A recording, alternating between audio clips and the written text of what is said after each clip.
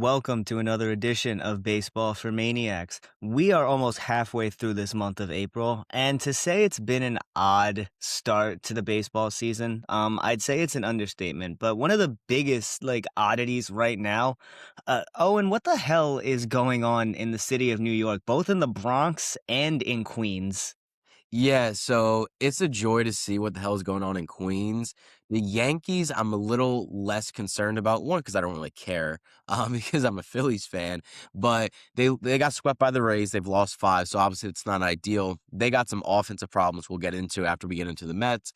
But they played the Rays close. Now, granted, you shouldn't get swept by the Rays. We always thought on this pod the Rays weren't going to make the playoffs, but they were still going to be a scrappy team, like pushing 500. And I'm not too worried about the Yankees. The Mets, though, our beloved Mets, it just seems like with David Stearns, I was kind of worried that this was the year he's figured it out in the sense of like his roster management, his first real chance to make his decisions, not get influenced by Steve Cohen with like ownership about bringing Pete Alonso back, this, that, and the third.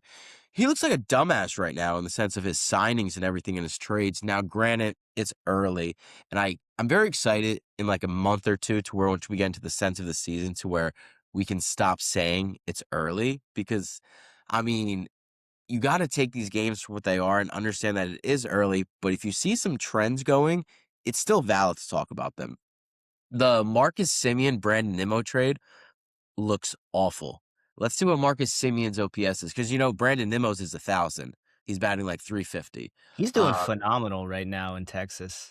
yeah, I mean those are essentially two bad contract swaps. But if Brandon Nimmo's playing like that now, it's not a bad contract. But what's I got to go all the way down for Marcus Simeon. He has a 526 OPS, Oh my and God. it's Jorge Polanco has a 565. Bo Bichette has a 593 OPS. Carson Benj, whoever told me that Carson Benj is better than Justin Crawford, go to hell. Genuinely, he's ass. He sucks at baseball. He's laughing with Lindor when they're down 7-1. It just shows you the Mets are disgusting. The way they walk, the way they talk, they are a despicable franchise. They don't respect the game. Carson Benj is ass. Justin Crawford's a star.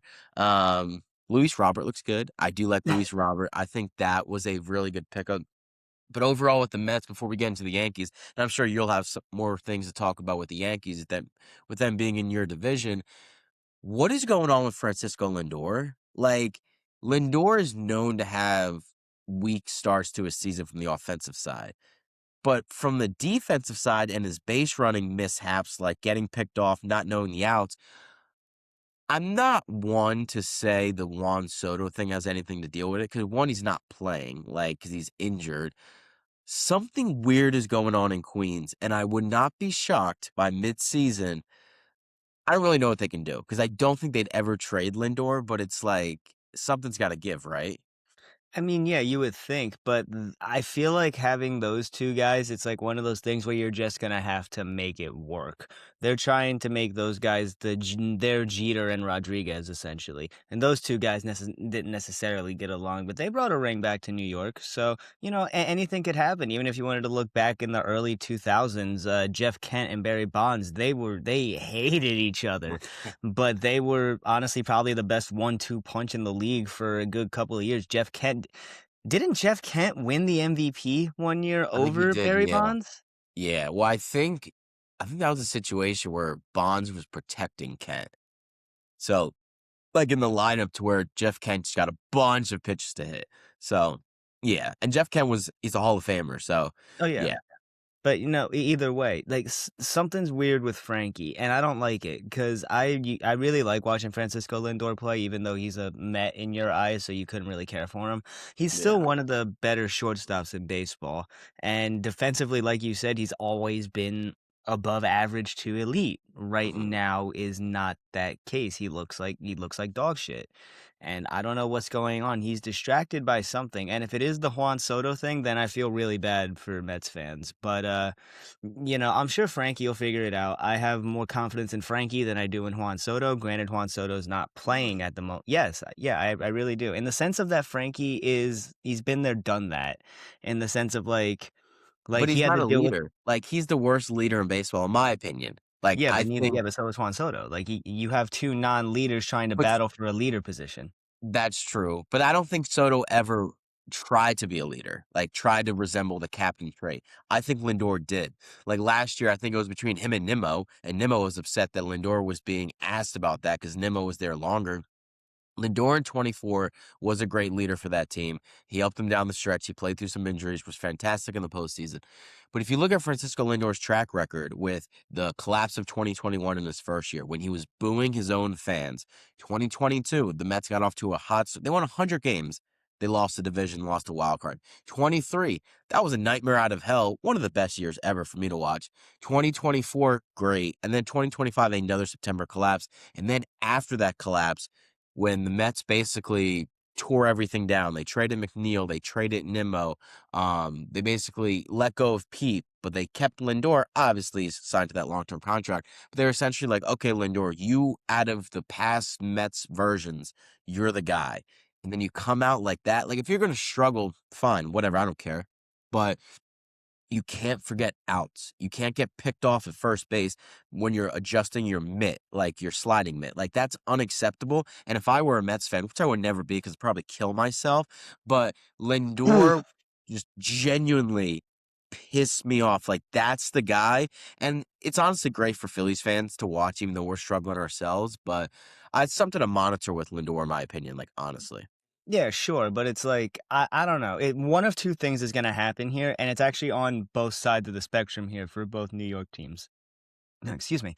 It's they're either gonna figure this out and they're both gonna be the best teams in baseball, and Juan Soto and Frankie are gonna be the best of buds, and or it's just gonna be a continuing spiral going down, and then we're gonna see even more moves in the offseason from both sides of the spectrum.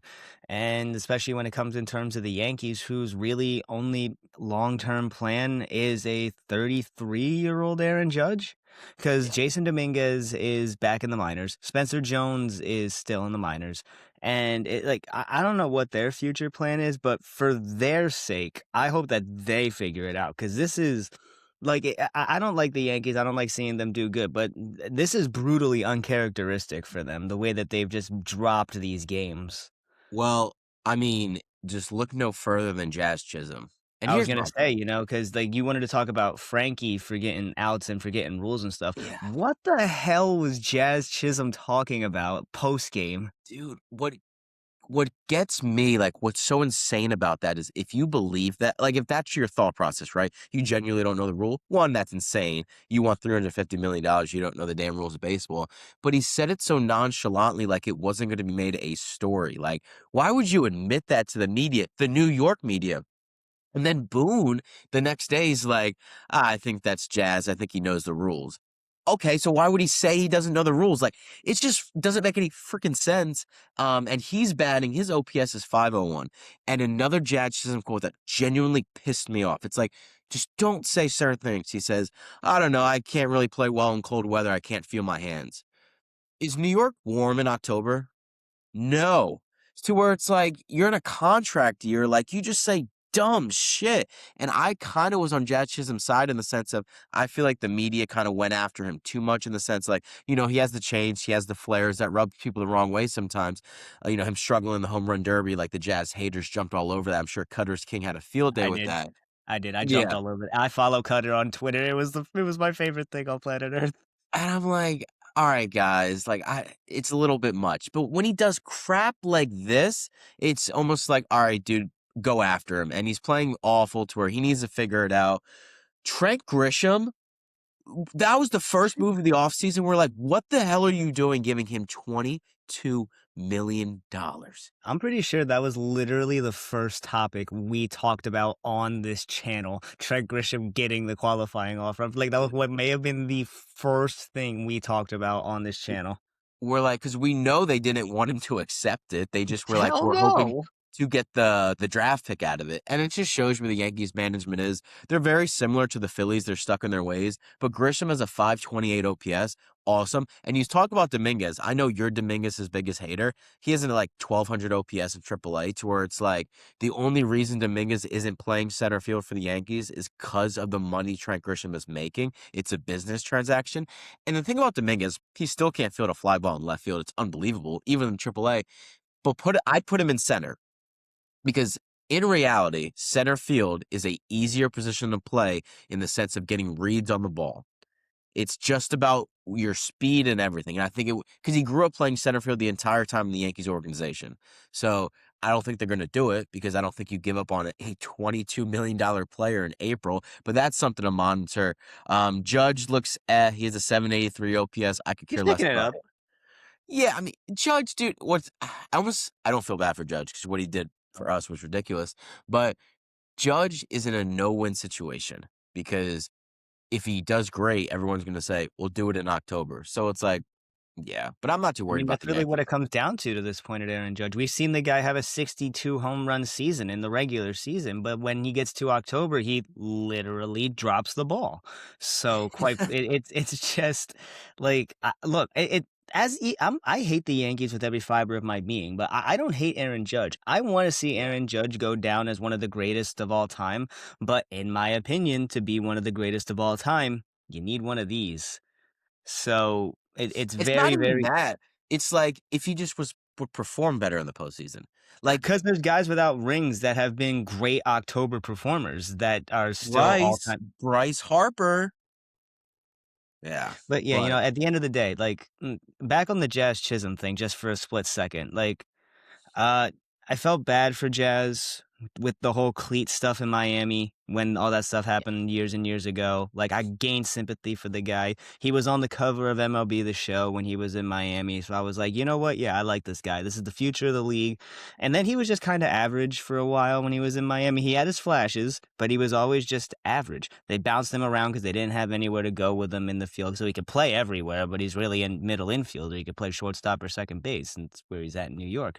New York's the perfect spot for him, but he really just needs to get his head out of his ass. He's got the perfect swing for that short porch out there. Him and Cody have the perfect swing for that short porch. I think Jazz needs to extend with the Yankees because I don't know if he's going to get the money that he's definitely not going to get the money that he's expecting in free agency. no. And the only team that's going to be willing to pay him close to the money that he's expecting probably is the New York Yankees. I don't know what's next for Jazz Chisholm in the sense of like a future for him in New York, but he totally needs to turn this around because he could be a trade piece, him and Volpe for that matter. Yeah, I mean, it just depends with Jazz because it's like he's the type of player when he's playing really well, he gets underrated. But that type of swing, that type of like, not even demeanor, it's just like I could see a contract going awful, like genuinely terrible, but I could also see it being a value thing. It really just depends what the market is. The thing that's going to help Jazz Chisholm is the offensive free agent class is genuinely awful. Is going to be him and Bo Bichette. Bo Bichette most likely is going to opt out. Unless he keeps playing like this, he's not going to opt out, but I think he'll eventually turn it around. So it's like the market kind of dictates the contract you're going to get, but if he thinks he's getting $350 million, absolutely. But it's like the Bellinger, the $400 million thing with Bellinger, that was a fun little thing in the offseason. It's like, are you on crack? It's more It, realistic than Jazz getting 350 million though, in my opinion. honestly, I'd go Jazz the other way. But I wouldn't. both is never happening, so we It's don't never ever gonna have to worry. happen, but at the end of the day, I like Cody better than I like Jazz. I'd give Yeah. Cody his money before I give Jazz his. Cody's more proven. Yeah, so that'll do it for the New York nonsense, but me personally, I think the Yankees are in a much better position to rebound. I think the Mets I don't like the mix again. It's like they talked about run prevention, right? And then they're not preventing any runs. They got Bo Bichette at third base. Brett Beatty is their second best defensive infielder behind, well, Simeon's pretty good, but you got Beatty doing DH stuff and he's playing the outfield sometimes. So it's going to be a joy to watch with the Mets, but Yankees, I think, will be fine. Before we get into the Phillies, the Nationals swept the Brewers. Makes no sense in the world. Dude, they don't look horrible. Like the Nationals are the best bad team in baseball.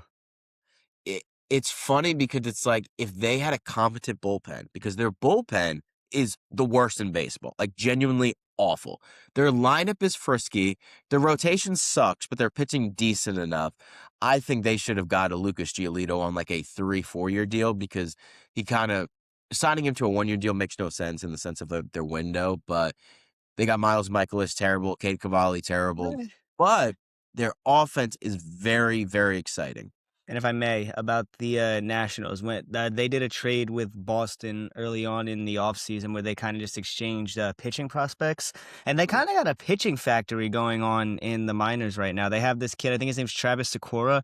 His yeah. fastball grade, I think, was a 70 or a 75 coming in for prospects. So that's stupid. And then who was it? Perales, I think his name was that the Red Sox traded. I'll have to look back into it when we get off this video, but they're building a nice little pitching factory. They have Harleen Susana down there who throws like 100 and forever. I think they just drafted, I think, a kid Miguel Syme who pitched for the Thunder actually in draft league stuff, and he was tearing it up in the there and on the radar gun as well. So what, like the way that you're talking about St. Louis in a couple of years, you could say the same thing about Washington in like 4 to 5 years as well.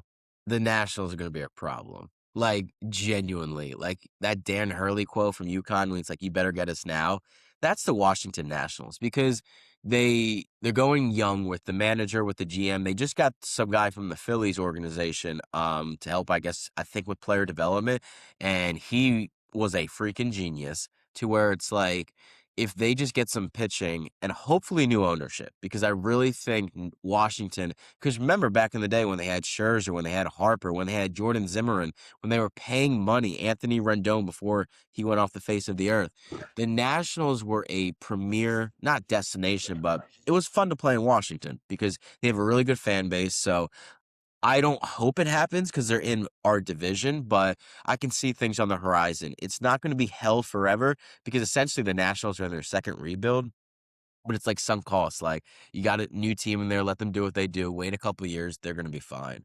And Um, even like you were saying, like going on the old school Nationals, like with Scherzer and Strasburg, they even had just grinded out innings guys that are not going yeah, to get much lower than a 4 ERA. Guys like Drew Smiley, Doug Fister, Anibal Sanchez, yeah. all those guys were just dirt dog baseball players that got you 8 innings, 7 innings of good, solid pitching. So they were just an all around fun squad when we were growing up. They gave me nightmares. The Phillies were ass, like genuinely, and going to Washington just get belt to ass every weekend. And I'd watch every game, but Shout out let John Mayberry Jr., good guy, genuine good human being. Aaron Altair, Freddie Galvis, Michael Franco. Oh, I'm gonna Cesar start crying. Hernandez. Oh, just a good ball player. Just makes routine plays. Um, Now go to the Phillies. Let's talk about them. So I already did an episode recap today, and it's fucking dumb. Like there's such a dumb baseball team. Ryan alluded to it when we were talking off air. So runners on first and third, right?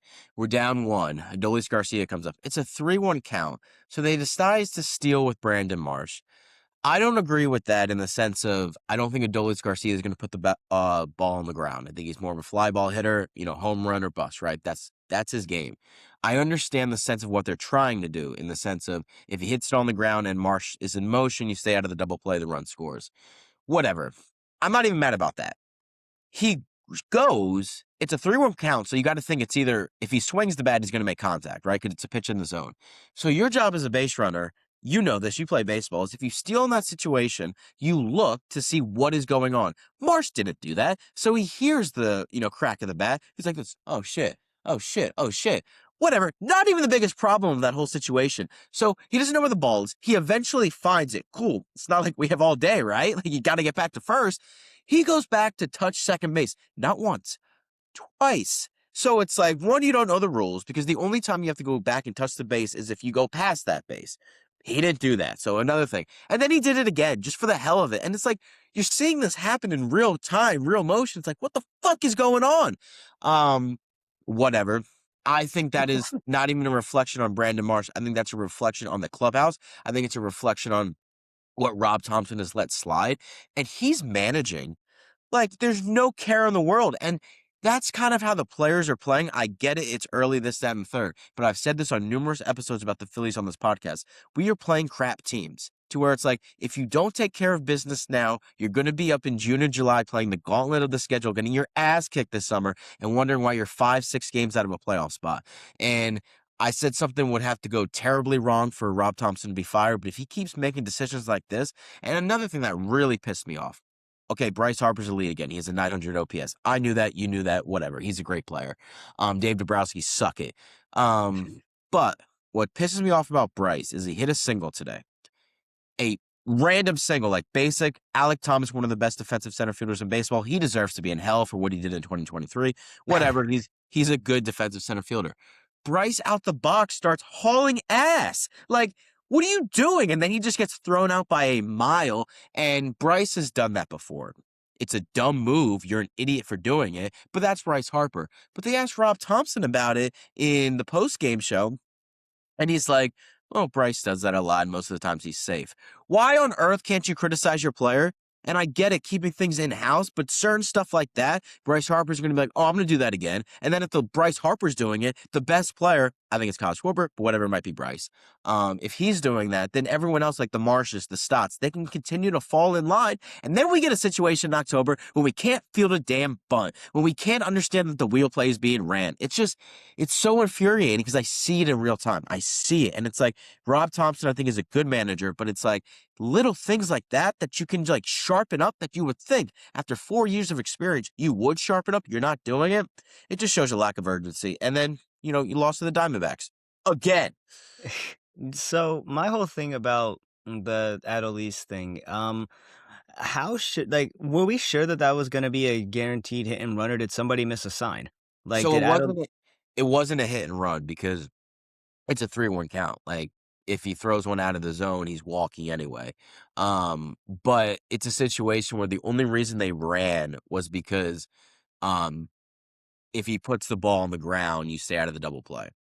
Right. And So so you know what it kind of reminds me of? Do you remember like in my head what I'm about to talk about is still the worst baseball play I've ever seen in the history of baseball. But do you remember like 2, 3 years ago now, maybe 4, when the Pirates were playing the Tigers? And Baez grounded out to the first baseman. And instead of just touching first base, the first baseman decided to chase Javier Baez all the way back to home plate, where yeah, the runner from third then broke. They threw it to home. They didn't even get him out. Tried to get Javi out at first, overthrew that one. And then Javi ends up at second base when all the first baseman had to do was step on the goddamn bag. That's yeah. all he had to do. None of that would have happened.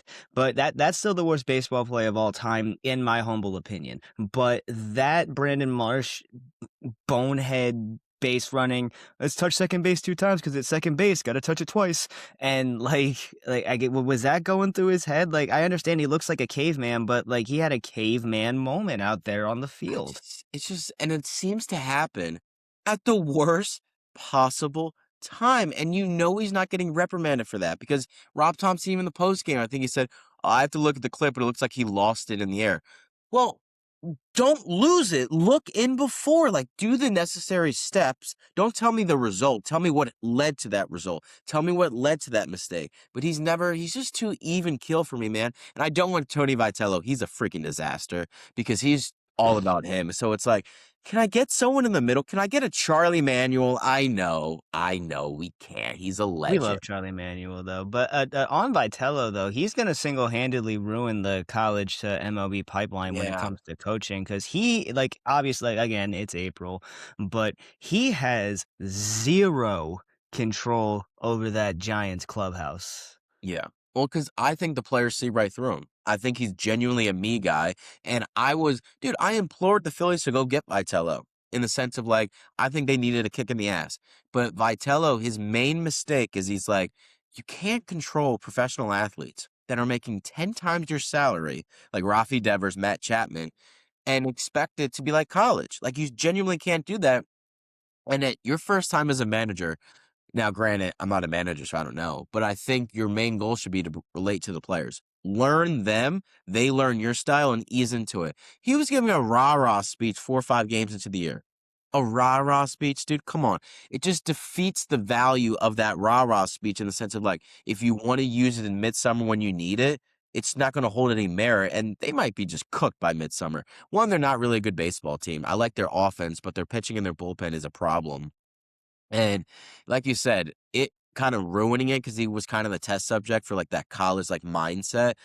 It's unfortunate because I think there's a lot of good college coaches. Their mentality changes in the sense of how they treat college kids versus how they treat baseball kids. To where if they can kind of bring that kind of mix of both, I think you get the perfect manager. But it might lead to people just like organizations not giving college coaches chances anymore. I don't think that's going to be the case, but yeah, I don't know. I mean, it's not like there haven't been success stories or stuff like that. Pat Murphy is a fantastic major league manager, and he started out on the college ranks. I don't think he went straight from college manager to MLB manager. I think he climbed up through a couple of ball Yeah, clubs before he ended up doing that. But he's a great example. But you can I think it's not like going from like coaching college basketball to coaching NBA basketball, yeah. because obviously there's levels to the coaching game. But in baseball, it's such a different level that I feel like you need to come in as like a bench coach or as like some sort of first base, third base coach if you're coming Yeah, up just from like the understand college ranks. the big league like vibes. Like, It's kind of like when you get called up from AAA to the majors. You have to understand the game in a different way. Like I just watched a an untold thing on Netflix about Tim Donaghy when he was betting on the NBA games, what and a he said guy. there was a rule, like an unwritten rule amongst referees, where it's like, yeah, like they was talking about like a spin move that they wanted to be called a travel, and he called it on Jordan, I think, or somebody, and he was like, yeah, they want it called. Don't call it on that guy.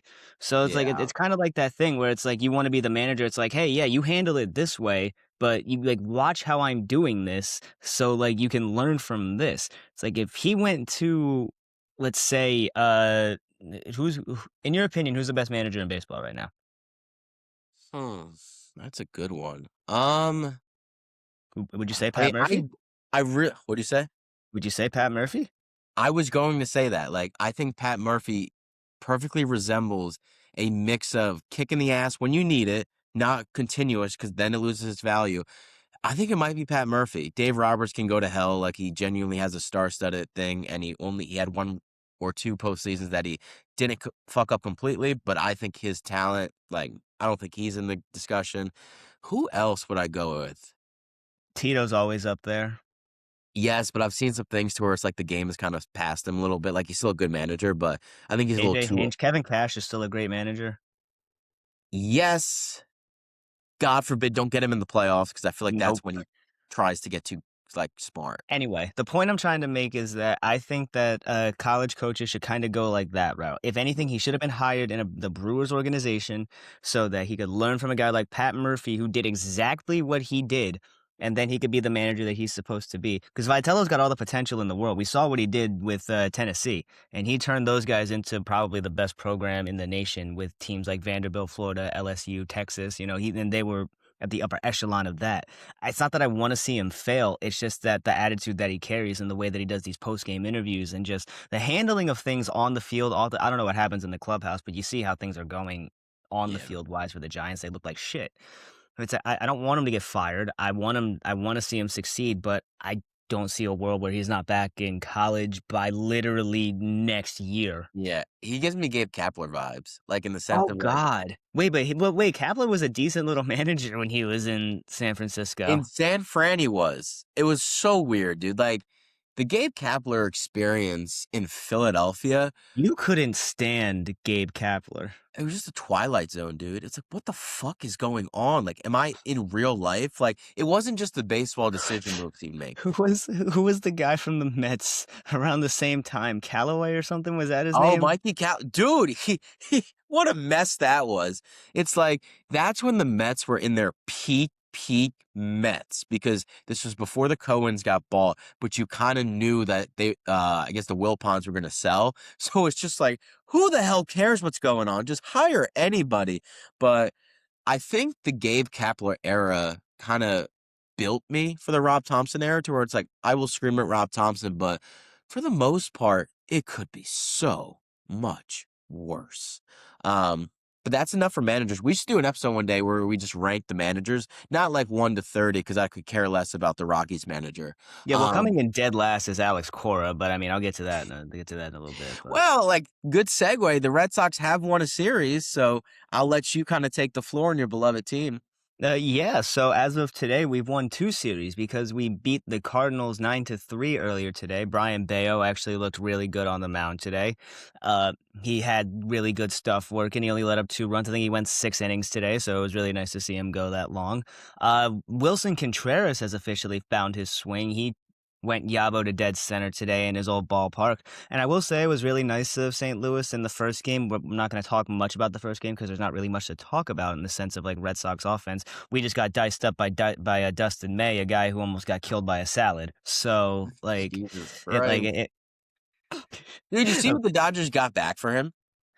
Yeah, dude, he's destroying it in the minors right now too. It's just unbelievable. It's It like just goes to show the genius of a Craig Breslow trade. But anyway, I'm happy for Dustin May. He looked great against us. He hasn't looked fantastic for the majority of the season, which was expected. But he looked great against us. I'm glad he shoved it down our throats to show us that we know nothing about baseball. So pause. no pause. He shoved it all the way down our throats. Dustin May owned us that night, but we ended up picking it up and we won the next 2 games right afterwards. Roman didn't look great today. He went 0 for 5, so that's something that probably needs to be talked about. Like, is he actually a leadoff hitter? Or is this something to where like you need to shuffle him in the sense of do you want to get him down in the 5 spot? Because Story was in the 5 spot today, and I think he went 3 for 3 or 3 for 4 or something like that. And Yeah. also, I'm gonna say this now. Trevor Story to me is like old Yeller.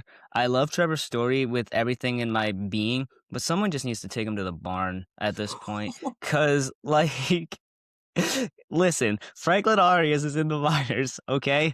And Marcelo Meyer is completely playing out of position right now. Alex Cora has done this a bunch of times where guys will come up, completely play out of position, and they will lose track of what they are as a player. Look at Marcelo Meyer. That guy is a shortstop. Roman Anthony does not need to be DHing. He needs to be in the outfield. Masataka Yoshida even needs outfield reps because I want to see Masataka in the outfield.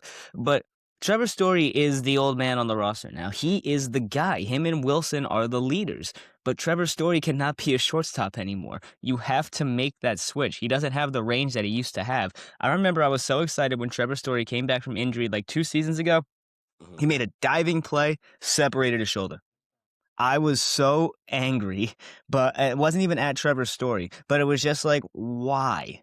Yeah. Why? Like, why does this has to happen? Like, we signed him for so much money, and like again, Franklin Arias is in the minors, and Trevor Story has started to pick it up a little bit here. And shout out Jaron Duran with a bases clearing double with the bases loaded when we usually don't know how to hit with the bases loaded. So it was really nice to see Jaron come through and do that.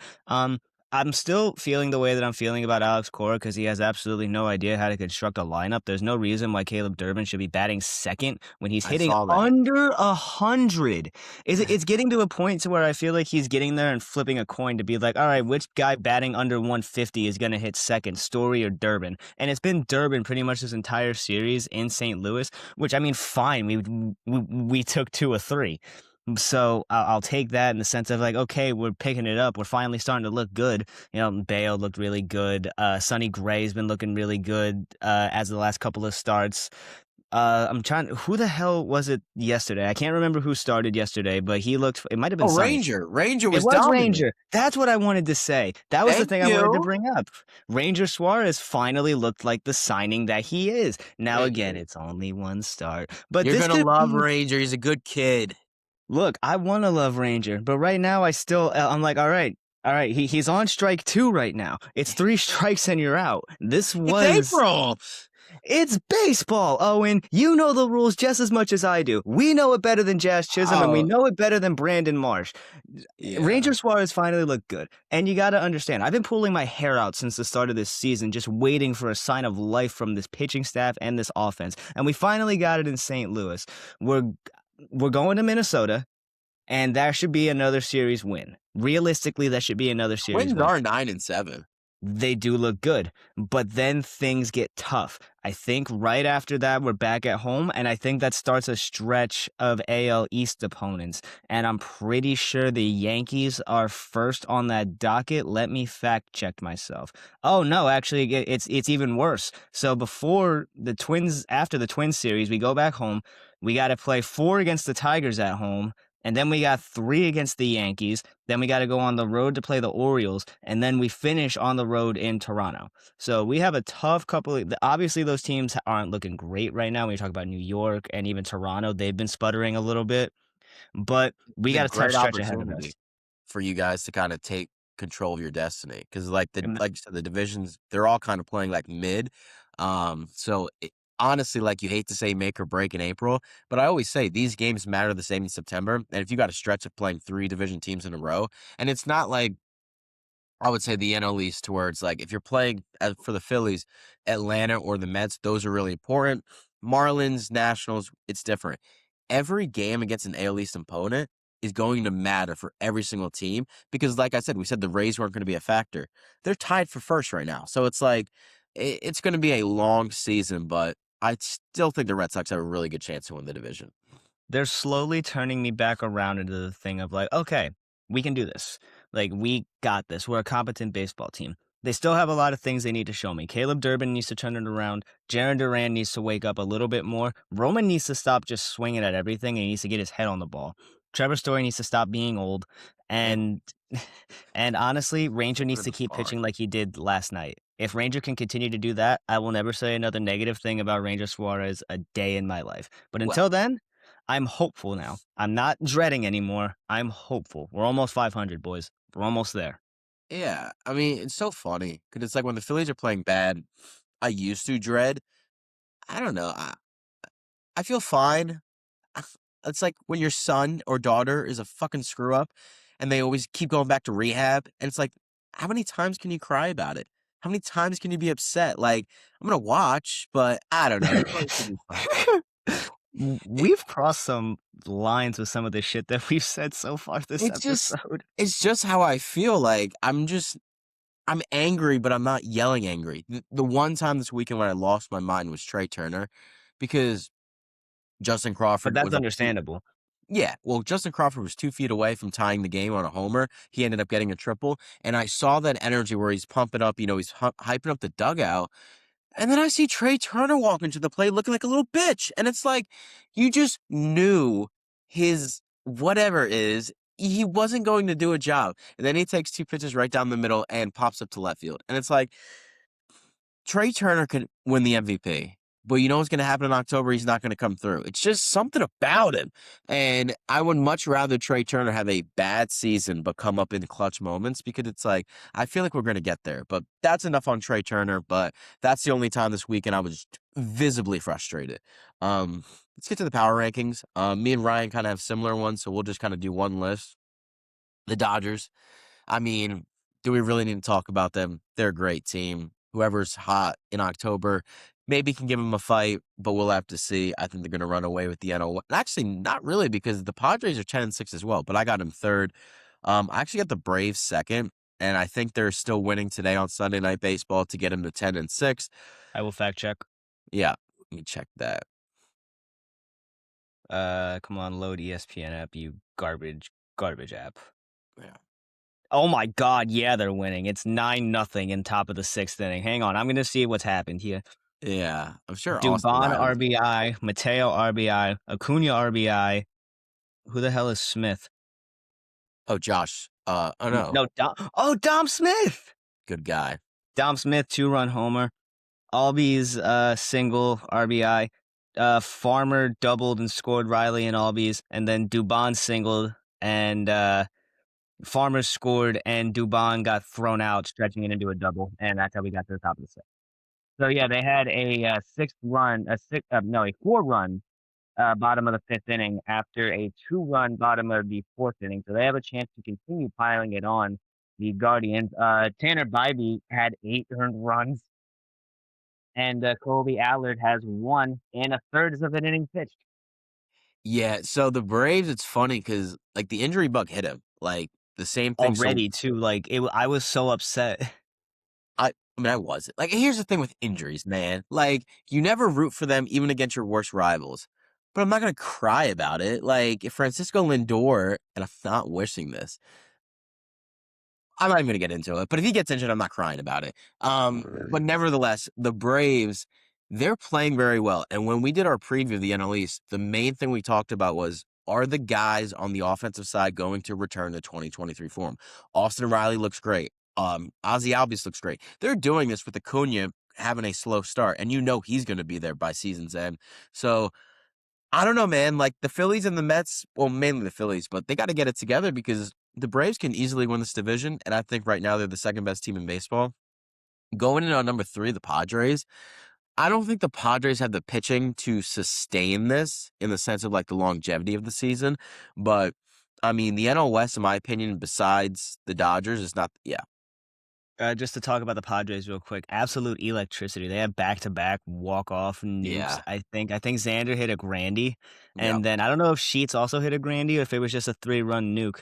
But if you saw the clip of Sheets hitting the homer, the crowd was going, "Holy Sheets! yeah, Holy Sheets!" And he drills one, and then Don Orsillo, Red Sox legend Don Orsillo, if I might add, just he wanted to say "Holy shit" so bad, but yeah. he just went "Holy Sheets!" and it was just like perfectly executed call by Orsillo, one of the best to ever do it. Yeah, and I mean, you know the Padres fan base, like Petco Park, it's a party every time, and it's like you just wish they get One of new the best ownership. stadiums in baseball too, if I do say Yes, so yes, myself. dude. And if they get new ownership to where they can actually spend like the Dodgers, like because they have the revenue stream coming in, like San Diego's the only show in town with the Chargers moving away. So I'm very excited to see what San Diego does. I hope their pitching holds up because when San Diego and the Dodgers have that rivalry, it quite literally, in my opinion, is the best in baseball. If you You see, remember yeah. when Carlos Quentin broke Zach Greinke's collarbone charging the Well, mound Granky because went like this, so he kinda well, like they both shoulder checked each other, like, and Carlos Quentin was not a tiny guy. Did he no, not? Did he get a PED suspension or did I make that up? I don't think so. Either way, he was a big dude. And Zach Greinke, I mean, one of the best pitchers I've seen in my lifetime, not necessarily the biggest of guys. So when you got a 240-pound, muscle-bound outfielder who hits 30 nukes a season going up against a, 175-pound soaking wet pitcher, yeah, his collarbone just snapped in Yeah. two. And you saw it happen too, and his arm just like dipped. Like, I was like, dude, what the hell? It's like, dude, that's such a weird era when the Padres were, like, boring, like, the jerseys were boring, they weren't really that good, and then they kinda changed their whole design, and then they started winning, but I was gonna say, there's nothing more toxic than a Twitter space when it's Dodgers and Padres fans going at it. Oh my They're God. willing to die for it. Like, they're willing to meet up at a Walmart and die for it, and I'm like, I I kinda thought that respect Yankees and Sox fans got at each other's throats, but dude, holy shit, it's a different world over there in the It's West like Coast. now it's like the Padres-Dodgers rivalry is like what the Yankees and Red Sox rivalry was in 2004. I genuinely think it's surpassed it. Last year, not so much Yeah. because the Padres weren't well, they stayed in the playoffs, but it was like you kinda knew the Padres weren't a threat. I want them to be battling back and forth because it's one of the best baseball, but I digress. The number 4 team in my power rankings, the Pirates, I yeah, whatever, dude, like, they're pitching Paul Skeens, Mitch Keller, Chase, who's the prospect? The other one? Bubba Chandler. Bubba Chandler, he looks good. And honestly, O'Neal Cruz is batting 351. Yes, shout out O'Neal Cruz. I don't even care that he can't locate a fly ball in center field. If you can hit it 110 exit velo off the bat and do it at a 330 clip, you are cool with me. He's I'm happy for him. Now, genuinely, I gotta monitor this in the sense of my financial situation Eh, because if they do make the playoffs, I'm gonna have to be dishing out some cash, whatever. I'm a man of my word, as the Joker once said. But it's they not look about good. the money, it's about sending a message. Yeah, it's about getting subscribers. But the Pirates look good, and the NL Central, I thought it was going to be the Cubs. I thought the Cubs and Brewers were really gonna be in it. But the Pirates, you got Brandon Lau, he looks pretty good. Connor Griffin, I think, is gonna be a star. The offensive there is there. But can the defense be good enough to support that pitching staff? That's what I'm gonna monitor. No, They absolutely not. it's just make the routine plays, like, genuinely just Look, feel dude, the they're fr hot right now, but it's like the Red Sox the last couple of years. They could be the hottest offensive team in the world, but the defense is always going to be the thing that comes back to bite them in the ass. And like we have a lot of errors already. I think we have like 13 or 14 errors already on the season anyway. So it's like, It's so funny because it's like defense over 162 matters so much, but the Phillies got to the World Series with Kyle Schwarber in left field, Reese Hoskins at first base, Nick Castellanos in right field. And, he made all Who those might be guys. the best defensive outfielder in the postseason I've ever seen. You wanna know why? And I do not wanna discredit Nick Castellanos. The reason he had to make the diving catches was because he was so slow that any other right fielder just catches that ball in the air, and I'm not diminishing it. I don't care how it gets done. You're You absolutely catch right, though. you catch the baseball, and it did come back to bite him game 5 of the World Series, Reese Hoskins error, whatever, genuinely worst day of my life, but it just shows you how fickle baseball is to where it's like, that is something I'm gonna be monitor over 162, but you can get in if the Pirates get in the postseason with their pitching, Brandon Lau might be able to, like, "Screw it, I'm gonna be able to catch this, ground ball," and Neil Cruz with his speed can be like, "I'm gonna catch fly balls this series," and they can win a playoff series. That's why baseball is the best sport in the world. But they'll be a fun team to monitor. I don't think they're still gonna make the playoffs, but we'll have to see. Um, I got Yankees at number 5. We already talked about them. I think they're gonna be fine. I think with essentially how mid everyone is, like the 5 through 10, you could really go either way. So I'm not worried about the Yankees. The Guardians, 9 and 6, they're always gonna be there for some They're freaking always reason. there, dude. They're always there. And Chase DeLauters had a great start to his rookie season, and then Jose Ramirez is just busy Yeah, being Jose Ramirez. So good changeup. Um good changeup. What a guy. What a genuinely good human being. I wanna shake his hand. We'll have to monitor it. I mean, just don't piss him off. We saw what he did to Tim Oh, Anderson. no beef, no beef, no beef. But the Guardians, we'll see what they do. I have no idea. Like, genuinely, they could win the first half, and I still be like, "I have no idea." But I got them 6 right now. The Reds are 7. I mean, like, the 7 through 10, we're just gonna rattle through because it's like they're all mid, but they're not terrible. The Athletics look good against the Mets. Their offense is a problem. Will their pitching hold up? Maybe. I don't know. But I think the Athletics are in for a prime 2028, 2029 Las Vegas turnover. But that offense is so good, man. It's like they could just win you baseball games simply with their bats. And that is a team you do not want to face in October if they get there, especially in that small ballpark. Anything can happen, dude. Did you imagine? I wonder if they would move those games like to a neutral site. I would sure as hell hope not, honestly, because it's I like would they love have that. to play like, if the Astros have to play at the home field advantage of X, Y, and Z, then X, Y, and Z should have to play at the home field advantage of the Athletics, regardless of if it's minor league or not. I really hope that they wouldn't do that to them. What I think I mean, it's just a sense of ticket sales. Like you can move it to another location and then you could sell out that place. Because I think the Rays were going to do that. I think the Rays were going to play in Miami if they made the playoffs last year. But don't quote me on that, but we'll see what happens. I don't think we're going to run into that situation. I'm just saying it's a strong possibility because the entire league is mid right now, which is good, but it's kind of like, I don't know. It's really not though, because it's like we made this whole gripe like the entire offseason about how the owners have to spend, spend, spend, spend, spend. And look at the teams that are out in front right now. The Dodgers, they spent, spent, spent. The Padres, they spent, spent, spent. The only team that you could really say is right up there at the top right now that didn't spend, spend, spend is the Braves. But right now, if you want to say that they did, they spent in house and they got all those guys locked up on those long term contracts. Ozzy, Michael Harris. Acuna's contract is almost up, but they locked him up pretty early on in his Yeah. contract days anyway. But nevertheless, it's like, when are we going to realize that spending is actually like the answer here? Like that's what has to happen. And it sucks. Like the Yankees look like dog shit right now. And it's because they ran back the exact same team that failed in the postseason last year. The Phillies don't look great right now because they're running back the exact same team that failed in the playoffs. The Red Sox don't look great because they traded Ferraris for BMWs. And it's like, and we're expecting the same result that we got last year when we're clearly a worse ball club going into this year than we were going into last year. And I'll fight anybody on that regard. The teams that have spent are showing exactly why spending is so important, especially in this fickle, fickle game that is baseball. Because you never know who's going to be the next guy up. Your next guy up in 2025 could really, really suck in 2026. So why would you not go get the sure thing at that same position instead of going for a guy that may make your roster next year because he was a 27-year-old phenom that played 60 games? Shout out Brad Miller. What a guy. So I get your point on the spending, right?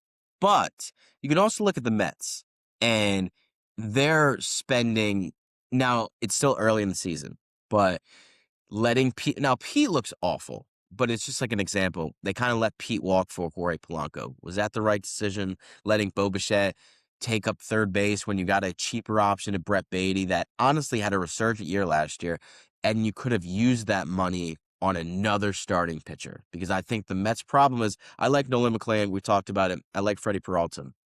After that, you could say Clay Holmes, but I think if Clay Holmes is your third best pitcher, it's not a really great rotation because his arm could fall off at any minute with him going from the bullpen to the rotation, this being his second year doing it. I think the middle spot is like in 240 or $220 million payroll. Good development. You could build a freaking winner. Because look at the Phillies, right? Our payroll is like 300 million. You know how much dead money we have? Nick Castellanos 20 million, Taiwan Walker 18 million. JT's making 15. Now he's had a decent year, but it's like just because you spend doesn't allocate. Look at the Angels. Rendon, CJ Wilson, Josh Hamilton. So I think Right. it's a mix. Cool. But then again, you have teams like the Guardians that are never spending and they're competitive, and that's kind of their way out. So it's going to be interesting going into the lockout, all that kind of stuff, because I really do think all 30 teams are in on a salary cap. And that's the Dodgers are in, which is crazy. And they've already said about it. That's why I think they're spending so much now, because they know this is their last chance to do it. And those contracts will be grandfathered in. But I think Steve Cohen's in as well. And it's like if those two guys that spend the most are in on a salary cap, we might have a salary cap. And we know what that leads to a whole season of no baseball. But that's negative talk. We'll deal with that in the future. The Orioles are my ninth team. Genuinely don't care about them. Diamondbacks, oh, they snuck into the top 10 because they beat the Phillies. And also, fun thing about the Diamondbacks, they don't have a lefty reliever. I mean, Yeah, I was listening to the radio. I was driving up to Bethlehem, and I was just listening to the radio, and then they had it on, and I was like, really? They don't? They had, like, 4 switch hitters in the lineup, but they didn't have 1 lefty bullpen guy, which is asinine to me. dude, the Nationals did that once in 23, I believe, because Topper had it was like Stott, Schwarber, Harper, and we're like, what is he doing? And then we kind of said the same thing when he had Schwarber, Harper, Marsh, Stott, and then you realize, oh crap, they're all lefty or they're all righties, and it's like that's just unbelievable from a front office management. Like, come on, but that's pretty much it on the power rankings. I think this was kind of a slow week in Major League Baseball for stories, but I feel like we covered everything. It's kind of hard when everyone's kind of mid to where you can't really pinpoint the really good stuff that's going on or the really bad Oh, stuff. Yeah. I will say this though, some guy a guy that we talked about a couple episodes ago, Jordan Walker, a Yes, yes, yes. fantastic It's start. finally happening. I just got to watch him play for 3 games, and he hit a nuke off of us yesterday, and I literally went, "Yes." I'm so happy that Jordan Walker is finally starting to produce. I'm beyond thrilled. This is the greatest news I could have gotten. Dude, it's just such a blessing to be able to watch him finally figured it out. I think the only thing I can relate it to is when Johan Rojas had 2 weeks of really good baseball in May of 2025. Now, I was like, oh, we're back. Like, this is it. Like, this is genuinely like what heaven feels like. Obviously, that didn't turn out to be, but I do think Jordan Walker obviously has much more upside than Johan Rojas. You knew there was talent in there, but how many times have we seen players that the talent's there, but they just can't put it together? Because guess what, guys? Baseball is hard and it's a mental freaking grind. I hope he just, because here's the thing about him.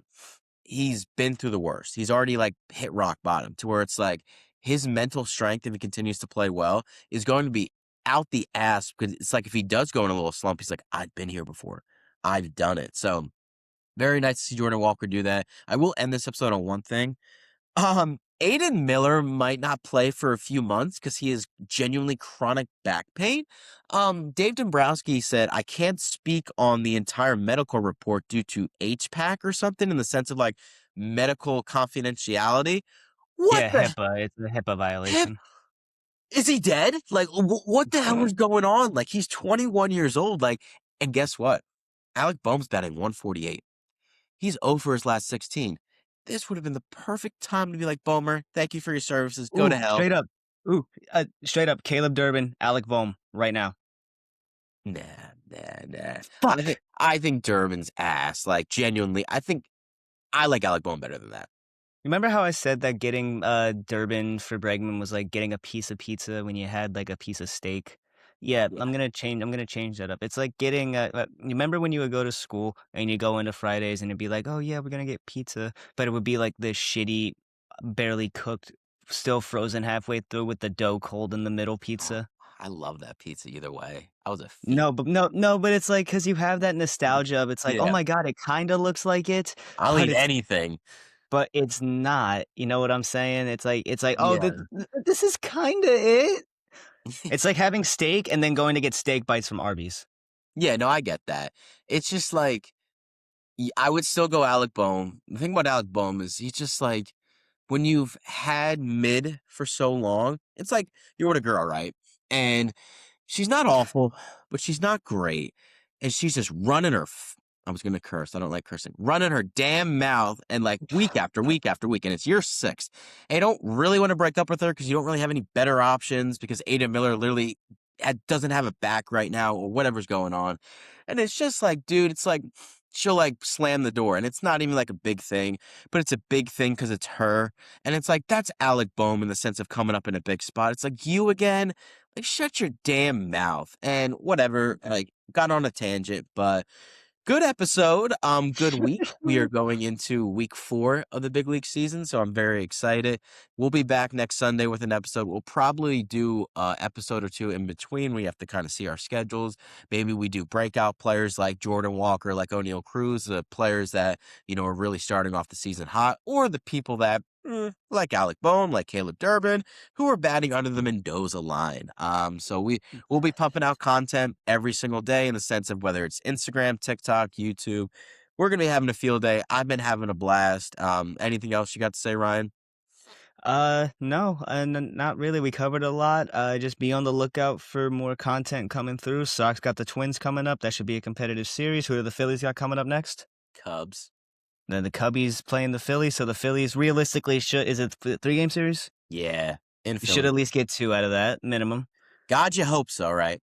But up until then, you enjoy baseball for this week, and I will catch you and all of you guys on the next one. Later, dude. See ya.